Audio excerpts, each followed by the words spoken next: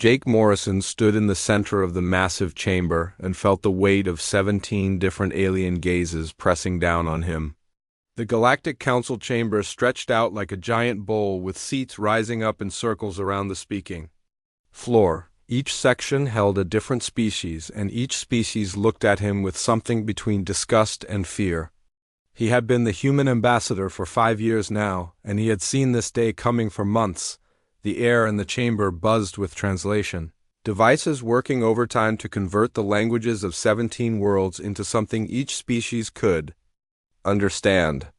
Jake could hear the low hum of the machines mixed with whispered conversations in languages that sounded like singing or clicking or rumbling, depending on which alien throat they came from. But today all those sounds seemed quieter than usual, as if everyone was holding their breath. Behind Jake stood Admiral Lisa Carter and Science Director Ben Hughes. Lisa kept her hands clasped behind her back in perfect military posture while Ben shifted his weight from foot to foot like he always did when he was nervous. The three humans looked small in the vast chamber, surrounded by beings that ranged from the towering crystal formations of the hegemony to the floating gas clouds of the ethereal collective. Chancellor Vorthak of the Zephyrians rose from his seat. He was 12 feet tall, with gray skin that looked like stone and eyes that glowed with a soft blue light. When he spoke, his voice came out as a series of clicks and whistles, but the translator box at his throat turned it into words that every species could understand. "The Council has reached its decision regarding the human question," he announced, and the chamber fell completely silent. "After extensive deliberation and review of evidence presented over the past 18 months, we find that humanity poses an unacceptable threat to galactic peace and stability." Jake felt his jaw tighten, but he kept his face blank. He had expected this, but hearing it spoken aloud still hit him like a physical blow. Behind him, he heard Lisa take a sharp breath, while Ben's nervous shuffling stopped completely. The Chancellor continued reading from a crystalline tablet that seemed to glow with its own inner light. "The human species has demonstrated patterns of aggressive expansion, resource exploitation without regard for environmental impact, and military buildup that exceeds reasonable defensive needs. Furthermore, human diplomatic representatives have consistently rejected Council oversight of human activities in contested systems." A ripple of agreement passed through the alien delegates. The Aquatic Collective's representative made a sound like water bubbling over rocks, while the insectoid Hive speaker clicked their mandibles in what Jake had learned was their version of applause. Only the Synthetic Republic's delegate remained, completely motionless, their mechanical form showing no reaction at all. Therefore, Chancellor Vorthak's voice grew louder and more formal. "The Galactic Council hereby orders the complete evacuation of all human personnel from Council-controlled space. This includes all colonies, research stations, mining operations, and military installations. Humanity has 72 standard hours to comply with this evacuation order." The Chancellor paused and looked directly at Jake. "Any human vessels remaining in Council space after the deadline will be considered hostile and dealt with using appropriate force. The human species is banned from returning to Council space for a minimum period of 1,000 standard years pending a full review of human development and behavior." Jake felt the words wash over him like cold water. Exile, complete and total exile from the known galaxy. Every human world within Council space would have to be abandoned. Every research project would be lost. Every alliance would be broken. Humanity was being cast out into the dark spaces between the spiral arms where no civilized species had ever bothered to explore. But Jake Morrison had not become humanity's chief diplomat by showing weakness in the face of threats. He had grown up in the slums of New Detroit, where showing fear meant becoming prey. He had learned to keep his emotions locked away behind a wall of steel and ice. So, when he looked up at the Chancellor, he kept his voice level and calm. "I understand the Council's decision," he said simply. The aliens seemed surprised by his response. They had probably expected him to argue or plead or make threats. Instead, Jake began gathering the papers and data tablets spread across the speaking podium in front of him. His movements were slow and deliberate, like a man finishing up routine business rather than someone who had just heard his entire species condemned to exile, Admiral Lisa Carter stepped forward. "Ambassador, should we request time to address the Council's concerns or propose alternative solutions?" Jake looked at her and shook his head once. "No, Admiral. The Council has made their decision and we will respect it." A murmur of confusion passed through the chamber. The crystalline hegemony's representative, a being that looked like a walking sculpture made of living diamond, leaned forward in their seat. Their voice came out as a sound like wind chimes in a storm. "The human delegation makes no argument." "For reconsideration?" they asked through their translator. Jake finished stacking his papers and tucked them under his arm.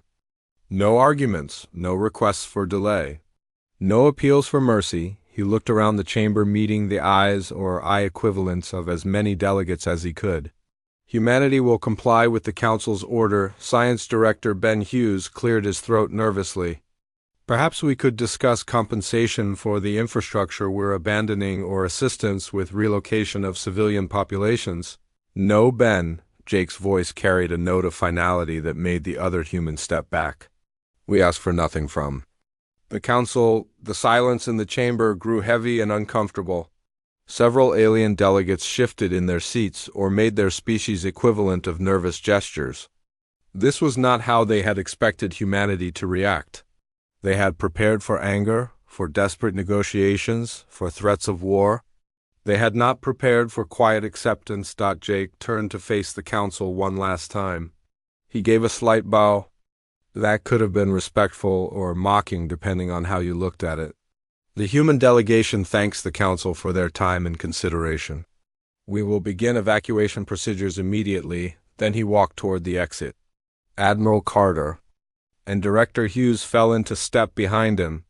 Their footsteps echoed in the vast chamber as the three humans made their way across the polished floor toward the massive doors that led out of the Council building. Not one word of protest, not one plea for understanding, not even a goodbye. The aliens watched them go with growing unease.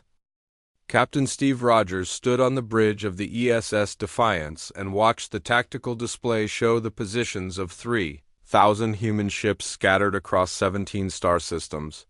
The display looked like a three-dimensional map filled with tiny green dots, each one representing a vessel full of human lives that needed to be moved to safety within the next 60 hours.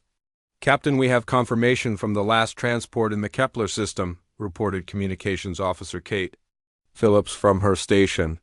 "Colony evacuation is proceeding ahead of schedule." Steve nodded, but kept his eyes on the display. Each green dot represented not just a ship, but families. Scientists, workers, children who were being forced to abandon the only homes many of them had ever known. The youngest colonists had been born in Council space and had never seen Earth, or any of the older human worlds. To them, this was not evacuation, but exile from everything familiar. "Any word from Admiral Carter?" Steve asked. "She reports the military evacuation is 90% complete," Kate replied. "All major installations have been stripped of sensitive equipment and prepared for abandonment." 3 weeks had passed since Ambassador Jake Morrison walked out of the Council chamber without saying a word of protest. 3 weeks since humanity learned they were unwelcome in civilized space. But instead of panic or desperate negotiations, the human response had been something that made even Steve feel a little uncomfortable. Perfect organization. Complete compliance. Absolute silence. Every human settlement had received the same message within hours of the Council's decision. Pack everything essential, destroy everything classified, leave nothing behind that could benefit the aliens who were throwing them out. The evacuation order had come with detailed instructions that read more like a military operation than a refugee crisis. Steve walked over to the science station where Lieutenant Commander Danny Ward was monitoring reports from human facilities across Council space. Danny looked up from his screens with tired eyes.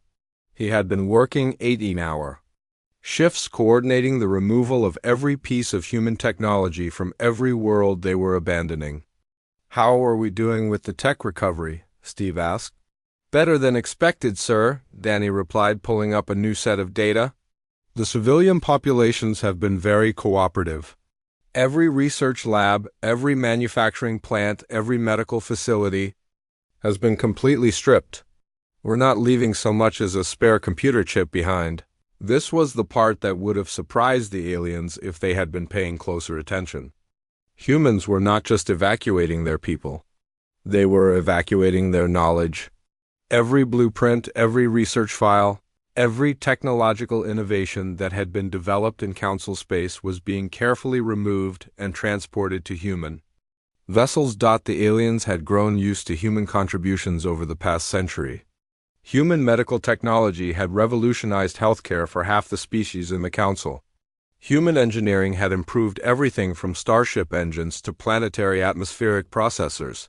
Human scientists had made breakthroughs in fields that alien researchers had considered impossible to advance, but the aliens had made the mistake of thinking that this technology belonged to the galaxy rather than to the humans who had created it. "Sir, we're getting some interesting reports from our intelligence assets," Danny continued with a slight smile. "Several Council species have been trying to copy human equipment before we remove it. The Zephyrians attempted to scan our medical facilities on their worlds. The crystalline hegemony tried to duplicate our mining technology. Any success? None, sir. Every piece of human tech is designed with quantum encryption locks. Without the proper access codes, the equipment just looks like random metal and plastic to alien scanners." Steve felt a grim satisfaction at that news. Humanity's scientists had always been paranoid about technology theft. Every critical system had been built with safeguards that would prevent reverse engineering. It was a precaution that had seemed excessive when relations with the Council were good. Now it was proving to be invaluable. A new voice interrupted his thoughts. "Captain, we have an incoming transmission from Dr. Amy Collins on Luna Base." Steve turned toward the main screen as it flickered to life, showing the face of humanity's chief scientist. Dr. Collins looked exhausted, but her eyes held an excitement that made Steve lean forward in his command chair. "Captain, I need to report that Project Lighthouse is ready for implementation," she said without preamble. Steve felt his heart rate increase. Project Lighthouse had been humanity's most classified research program. Only a handful of people knew what it really was, and even fewer understood its full implications. It had been designed as a contingency plan for exactly this kind of situation, but Steve had hoped they would never need to use it. "Are you certain, Doctor?" he asked. "Once we activate Lighthouse, there's no going back." "I'm certain, Captain. The quantum resonance field generators are calibrated and ready. All human technology in Council space has been updated with the necessary trigger protocols. When we activate the system, every piece of human-derived technology will shut down permanently." The bridge fell silent as the implications sank in. Project Lighthouse was not a weapon in any traditional sense. It would not destroy anything or hurt anyone directly. Instead, it would do something far more devastating to a civilization that had grown dependent on human innovation. It would remove that innovation completely. "How long until we can implement?" Steve asked. "The system will be ready for activation once all human personnel are clear of Council space," Dr. Collins replied. "The field effect will be instantaneous across all targeted systems." Steve nodded and cut the transmission. He looked around his bridge at the faces of his crew. These were good people who had dedicated their lives to serving humanity among the stars. They had worked alongside alien species and had believed in the possibility of peaceful cooperation. Now they were being forced to watch that dream crumble. "Captain," Kate Phillips spoke up from her communications station. "We're receiving a transmission from the Zephyrian government. They're asking for a meeting to discuss the evacuation timeline." "Tell them we have nothing to discuss," Steve replied. "Humanity will be gone within the 72-hour deadline as ordered, sir. They seem to want to negotiate some kind of transition period. They're saying the sudden loss of human infrastructure will cause significant problems for their colonies." Steve walked back to his command chair and sat down heavily. "Communications send a message to all Council governments. Tell them that humanity's exile begins exactly 72 hours after their announcement. There will be no extensions, no negotiations, and no transition period. They wanted us gone, and we will be gone." The next few hours passed in a blur of activity as the massive evacuation continued. Ship after ship reported successful departure from Council worlds. Families that had lived on alien planets for generations packed their entire lives into cargo containers and said goodbye to homes they would never see again, but through it all the human response remained the same. No complaints, no protests. No desperate appeals for mercy, just cold, efficient compliance with every detail of the Council's order. The aliens were beginning to realize that humanity's silence was more frightening than any threat they had ever received. The sight would have been beautiful if it had not been so ominous. 3,000 human ships hung in the darkness at the very edge of Council space like a constellation that had broken free from the night sky. The vessels ranged from massive colony ships carrying tens of thousands of evacuees to small research vessels with crews of only a dozen. Together they formed the largest fleet humanity had ever assembled, and it was pointed away from everything they had known toward the empty darkness between the galaxy's spiral arms. Captain Steve Rogers stood in the observation deck of the ESS Defiance and watched the last civilian transport clear the boundary marker that separated Council space from the unexplored regions beyond. The ship was the New Hope, carrying 8,000 refugees from the mining colonies in the Rigel system. Children pressed their faces against the viewports, looking back at the lights of civilization they were leaving behind forever. "All vessels report ready for departure, sir," Admiral Lisa Carter announced as she joined Steve at the massive viewing window. "The last military installation has been evacuated and all personnel are accounted for." Steve nodded but did not take his eyes off the fleet spread out before them. 71 hours and 37 minutes had passed since the Council delivered their ultimatum. Humanity had beaten their deadline by 23 minutes despite evacuating 17 star systems completely. It was a logistical achievement that should have been impossible, but humans had a talent for doing the impossible when their survival depended on it. "Any word from Dr. Collins?" Steve asked. "Project Lighthouse is ready for activation on your command," Lisa replied. "All human technology in Council space has been updated with the trigger protocols. The quantum resonance generators are charged and calibrated." Steve felt the weight of what they were about to do settle on his shoulders like a heavy cloak. In a few minutes he would give an order that would change the balance of power in the galaxy forever. The aliens who had thrown humanity out of civilized space were about to learn what it really meant to be alone in the dark. The communication board on the bridge chimed softly, and Communications Officer Pete Johnson's voice echoed through the ship's speakers. "Captain, we have an incoming transmission from the Zephyrian Chancellor. He's requesting immediate dialogue regarding the evacuation." Steve and Lisa exchanged glances. "Put it through to the observation deck," Steve said. The air in front of them shimmered, and Chancellor Vorthok's 12-foot-tall form appeared as a hologram. The alien leader looked agitated, with his blue eyes glowing brighter than usual, and his stone-like skin showing stress fractures around his mouth and temples. "Captain Rogers," the Chancellor began without preamble, "I am requesting an immediate halt to your evacuation procedures. The Council wishes to discuss a more gradual transition that would allow for proper transfer of critical infrastructure." Steve looked at the hologram with the same expression he might have used to examine an interesting insect. "Chancellor, the Council gave humanity 72 hours to evacuate Council space. We have complied with that order. There is nothing left to discuss. You must understand that the sudden removal of human personnel and equipment is causing significant disruption." The Chancellor continued with something that might have been desperation creeping into his translated voice. "Our medical facilities are reporting system failures. Our mining operations have ground to a halt. The atmospheric processors on 14 worlds are no longer functioning properly." "Those are Council problems now," Steve replied flatly. "Humanity is no longer responsible for maintaining equipment in Council space." The Chancellor's eyes flared brighter. "This is unreasonable, Captain.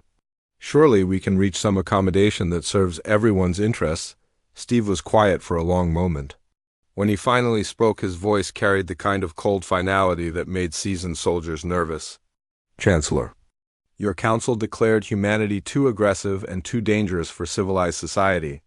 You ordered us to leave and never return.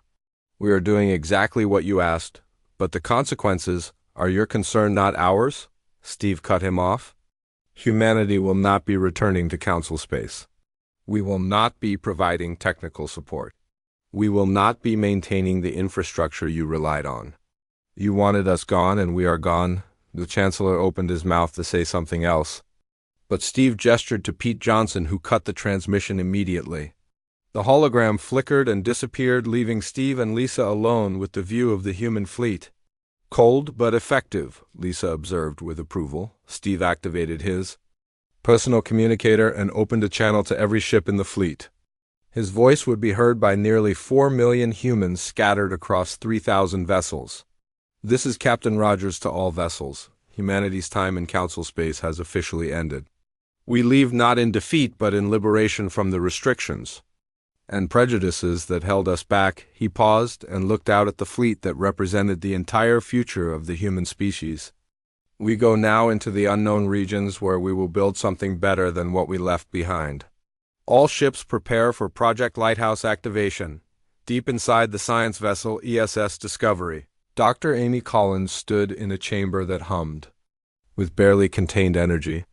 The quantum resonance generators filled the room with a blue glow that made everything look like it was underwater. She had spent 3 years developing this technology in secret, knowing that someday humanity might need a way to protect its innovations from theft or misuse. Dr. Collins, came Steve's voice over the communication system. You are authorized to activate Project Lighthouse. Amy placed her hand on the control panel and felt the vibration of power running through the machinery. Lighthouse protocol activated, she announced. Quantum resonance field deploying now. The effect was invisible and instantaneous. Across 17 star systems, every piece of technology that had been developed or improved by human scientists suddenly stopped working. Medical equipment that had saved millions of alien lives went dark. Faster than light engines that had been enhanced with human innovations shut down permanently. Agricultural systems that fed entire worlds ceased to function. The quantum field did not destroy anything. It simply convinced every piece of human-derived technology that it had reached the end of its operational lifespan. Components that should have lasted for centuries began breaking down at the molecular level. Computer systems wiped their own memory cores. Power generators went into permanent shutdown mode. Field deployment complete, Dr. Collins reported. All targeted systems are now offline. Steve opened a final communication channel to the Council governments. When he spoke, his voice was calm and professional, like a businessman concluding a routine transaction. To the Galactic Council, this is humanity's final transmission from the border of your space. As requested, we have removed all human presence from Council territory. This includes all personnel, all equipment, and all technological contributions. He paused and allowed himself a small smile that the aliens could not see. You will find that your civilizations now operate at the same technological level they possessed before humans joined the galactic community. We wish you well in your efforts to maintain that level without our assistance. The transmission ended with a simple data packet containing the coordinates of humanity's destination in the unexplored regions beyond Council space. 5 words accompanied the coordinates like a farewell gift. You wanted us gone. Goodbye. Then every human ship in the fleet engaged their faster-than-light drive simultaneously. The darkness lit up with thousands of points of brilliant white light as the vessels jumped into hyperspace. In less than 10 seconds, the largest migration in human history was complete. Council space was left exactly as the aliens had requested. Empty of humans, silent, dark, and suddenly very much alone. The emergency began 3 days after humanity's departure. Chancellor Vorthak stood in the medical center on the Zephyrian homeworld and watched his people die. The life support systems that had sustained the most critically ill patients for decades had simply stopped working. Backup equipment designed using older technology could not handle the complex cases that human-enhanced medical devices had been treating successfully for years. How many? He asked the chief medical officer, who looked exhausted and defeated. 47 dead in the first 12 hours, Dr. Zelenara replied without looking up from her datapad. Another 200 are in critical condition. Our medical technology has been set back by 50 years overnight. The Chancellor felt something cold settle in his stomach. This was only the beginning. Reports were flooding in from every Zephyrian colony about infrastructure failures that seemed to have no explanation. Power grids were failing. Transportation systems were shutting down. Even basic communication networks were experiencing cascading failures that their technicians could not repair. The pattern was the same across all 17 council species. The crystalline hegemony had lost their entire mining operation when the extraction equipment stopped functioning. The machines that had been digging rare minerals from asteroid belts for decades had simply powered down and refused to restart. Preliminary analysis suggested that critical components had deteriorated at an impossible rate as, if they had aged centuries in a matter of hours, the aquatic collective was facing an even worse crisis. Their underwater cities relied on pressure, regulation systems that had been developed jointly with human engineers. When those systems failed, the resulting floods killed thousands and forced the evacuation of settlements that had existed for hundreds of years. We need to contact the humans immediately, Dr. Zelenara continued. They must have triggered some kind of technological plague. Our people are dying and only they know how to reverse it. Chancellor Vorthak nodded, but he knew the truth was worse. Then his medical officer realized. This was not a plague or an attack. This was simply what happened when you removed the foundation that an entire civilization had been built upon. The humans had not destroyed alien technology. They had simply taken back the innovations that had made that technology possible in the first place. The emergency session of the Galactic Council convened 6 days after humanity's exodus. The Great Chamber that had witnessed the exile order now hosted a gathering of desperate alien leaders trying to understand what had gone wrong. The confident atmosphere that had pervaded the original vote was gone, replaced by something that felt dangerously close to panic. We have underestimated the extent of human contributions to our technological base, admitted Representative Zephan of the Synthetic Republic. His mechanical voice carried none of the emotion that organic beings would have displayed, but his words hit the assembled delegates like physical blows. Analysis of our manufacturing systems reveals that 63% of our advanced components were based on human innovations. The number sent a wave of shocked murmurs through the chamber. 63% meant that the Synthetic Republic, the most technologically advanced species in the Council, had been more dependent on human knowledge than their own. The insectoid hive speaker clicked their mandibles in agitation. Our agricultural systems have collapsed completely. Crop yields have dropped by 80%. Our scientists estimate it will take 20 years to develop replacement techniques, assuming we can recruit sufficient research personnel. 20 years, Chancellor Vorthak stood and faced the assembly. My people do not have 20 years. We have medical emergencies happening right now. We have colonies that cannot maintain life support. We have transportation networks that connect our entire civilization, and they are failing one system at a time. The ethereal collective's representative spoke in harmonics that the translators had trouble converting to words. This delegation proposes immediate contact with human leadership to negotiate emergency technical assistance. Several delegates voiced agreement, but they were silenced by a new voice from the back of the chamber. Dr. Veltar of the Theoretical Physics Institute had requested permission to address the council. She was a small being even by the standards of her species, but her reputation as the galaxy's leading expert on quantum mechanics gave her words special weight. Honored delegates, I have spent the past week analyzing the quantum signatures detected. At the moment of human departure, she began in a voice that carried across the silent chamber. What I have discovered should concern us all far more than our current infrastructure problems. She activated a holographic display that showed the energy patterns recorded by long-range sensors. The display looked like a three-dimensional web of light with complex mathematical equations floating beside each strand. The humans did not simply break our equipment, Dr. Veltar continued. They deployed a quantum resonance field that selectively targeted technology incorporating their innovations. The precision required for such a field suggests a level of scientific advancement far beyond what we previously believed humans possessed. Chancellor Vorthak felt his blood grow cold.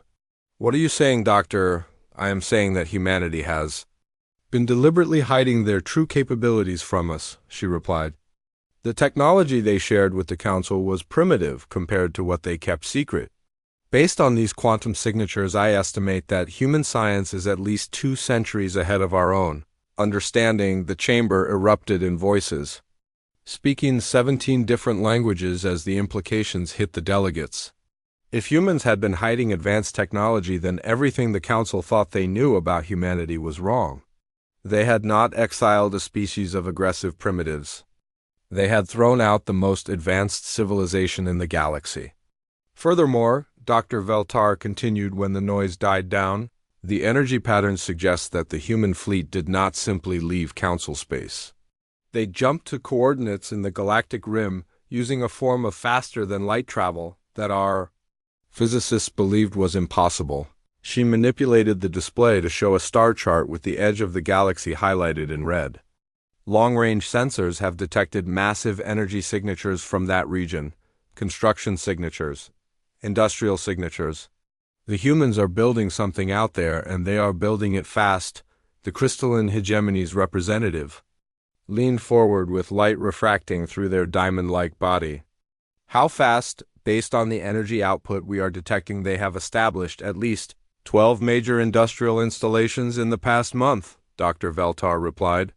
"Their construction rate suggests they will have a fully developed civilization in the Rim territories within 5 years." The silence that followed was complete and terrifying. Every delegate was doing the same calculation. If humanity could build a new civilization that quickly, then they were not refugees fleeing into exile. They were pioneers claiming new territory with technology that made the Council look like primitives playing with stone tools. "We have made a terrible mistake," the Aquatic Collective's representative bubbled through their translator. Chancellor Vorthak looked around the chamber at faces and forms that showed fear, confusion, and growing desperation. The Council had thrown out humanity believing they were eliminating a threat to galactic peace. Instead, they had freed the most dangerous species in the galaxy from all restrictions and given them every reason to view the Council as enemies. "Send a message to the human fleet immediately," he ordered. "Offer them whatever they want to return. Technology exchange, territorial concessions, formal apologies. Anything." But even as he gave the order, Chancellor Vorthak suspected it was already too late. The humans had not responded to a single communication attempt since their departure. They had vanished into the dark spaces beyond civilization and taken with them everything that had made the modern galaxy possible. The Council had wanted humanity gone, and they had gotten exactly what they asked for. Now they were learning what the galaxy looked like, without the light humanity had brought to it. Admiral Steve Rogers stood in the observation deck of New Terra Station and watched the construction crews put the finishing touches on humanity's first megastructure. The station stretched for hundreds of kilometers in every direction like a metallic flower blooming in the darkness between stars. Each petal of the flower was a different section dedicated to research, manufacturing, or residential areas for the millions of humans who now called the Galactic Rim their home. 2 years had passed since the exodus from Council space, and humanity had used those years to build something magnificent. The empty regions beyond the spiral arms had turned out to be rich with resources that no other species had bothered to explore. Entire star systems waited to be claimed and developed by anyone bold enough to venture into the unknown. "Admiral, we have another transmission from Council space," reported communications specialist Julie Martinez from her station. "It's marked with the highest priority diplomatic codes." Steve did not turn away from the view of the construction work. "How many does that make this month?" 15, sir." The messages are getting more desperate. "The latest one offers complete territorial autonomy for any human colonies that return to Council space, plus full access to their scientific databases." Steve smiled, but there was no warmth in it. The aliens were finally beginning to understand what they had thrown away when they exiled humanity. But understanding and fixing were two very different things.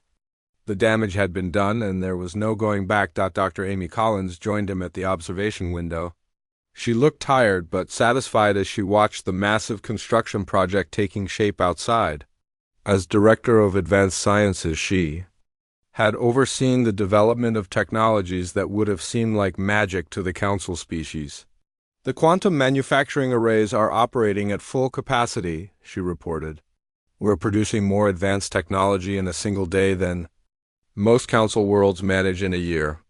The new terraforming ships should be ready for launch within the week. How many systems are we looking at for the next expansion wave? Steve asked. 12 star systems with promising worlds for colonization, Amy replied. The survey teams have identified at least 40 planets that could support human life with minimal terraforming. We could have 1 million people settled in new homes within 6 months. Steve nodded and pulled up a holographic display that showed the current status of human expansion in the Rim territories. Green dots marked established colonies while blue dots showed systems under development. The pattern looked like a growing web of light spreading through previously empty space. Any problems with the new colonies? None, sir. The colonists are adapting well to life outside Council space. Morale is actually higher than it was before the Exodus. People seem to thrive when they're not constantly worried about alien politics and regulations. This was perhaps the most unexpected result of humanity's exile. Instead of becoming demoralized by their banishment from civilized space, humans had embraced their new freedom with enthusiasm that surprised even their own leaders. Without Council oversight, they could explore dangerous technologies that had been banned. Without alien bureaucracy, they could expand at their own pace using their own methods. The restrictions that the Council had placed on human development had been presented as necessary safety measures. Now that those restrictions were gone, humanity was discovering just how much they had been held back. Sir, we're getting an interesting report from our deep space monitoring station, Julie announced. Long-range sensors are detecting what appears to be a Council fleet moving toward the Rim territories. Steve turned away from the window for the first time since entering the observation deck. Fleet composition: approximately 200 vessels from multiple Council species, Julie replied, reading from her displays. The formation suggests a diplomatic mission rather than a military force, but they are heavily armed. Amy raised an eyebrow. Think they're finally coming to talk face to face. More likely they're coming to demand that we fix their infrastructure problems, Steve replied. 2 years of technological regression tends to make even the most arrogant species reconsider their position. The truth was that Council space was collapsing faster than anyone had predicted. The cascade failures that began with humanity's exodus had spread throughout their civilization like a disease. Systems that had worked perfectly for decades were breaking down as critical components wore out and could not be replaced. The aliens were learning that their modern way of life depended on innovations they had taken for granted. Admiral, Julie's voice carried a note of surprise. The Council fleet is broadcasting a message addressed to you personally. The sender is listed as Chancellor Vorthok. Steve considered for a moment, then nodded. Put it through to the main display. The hologram that appeared showed the Zephyrian Chancellor, but he looked nothing like the confident leader who had announced humanity's exile 2 years ago. His stone-like skin was cracked with stress lines, and his glowing blue eyes had dimmed to barely visible points of light. He looked like a being who had aged decades in the span of months. Admiral Rogers, the Chancellor began, and his voice carried a weariness that the translation system could not fully hide. I am requesting permission to meet with human leadership to discuss matters of mutual concern. Steve studied the hologram carefully. Behind the Chancellor, he could see other Council representatives, including several species that had voted enthusiastically for humanity's exile. They all looked diminished somehow, as if the weight of their civilization's problems was physically crushing them. Chancellor Steve replied in a tone that would have been appropriate for discussing the weather. I'm afraid I don't understand what matters we might have to discuss. The Council made it clear that humanity was unwelcome in civilized space. Admiral, please? Our civilizations are facing collapse. Billions of lives are at stake. Surely we can find some way to resolve our differences. Steve was quiet for a long moment. When he spoke, his voice carried the kind of cold authority that made it clear the conversation was over. Chancellor, humanity has found our place in the galaxy. We are no longer interested in council politics or council problems, but the technology, the infrastructure failures. You must know how to— We know many things, Chancellor, Steve interrupted. We know how to build cities that float in space.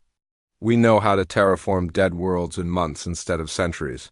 We know how to travel between stars using methods your scientists think are impossible. What we no longer know is why any of that should matter to the Council. The Chancellor's image flickered as if the transmission was having trouble maintaining a stable connection across the vast distance between Council space and the Rim territories. Admiral, I am prepared to offer humanity complete restoration of Council membership, full voting rights. Territorial concessions? Whatever you want, Steve smiled, and it was not a pleasant expression. Chancellor, we already have everything we want. We have freedom to explore dangerous technologies without Council oversight. We have uninhabited star systems rich with resources. We have the ability to expand at our own pace using our own methods. Why would we give that up to return to your failing civilization?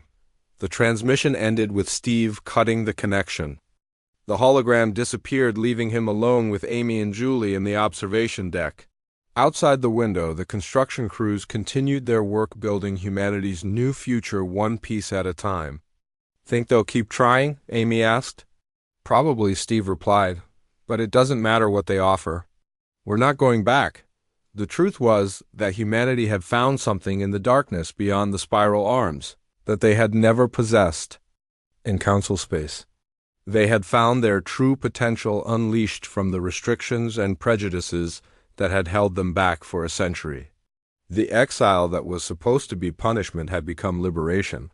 The Council had thrown away the light of human innovation, and now they were learning what the galaxy looked like in darkness. Meanwhile, humanity was building new stars in the void and lighting up regions of space that had been empty since the universe began. The last light of humanity had not been extinguished when they left Council space. It had simply moved to a place where it could burn brighter than ever before.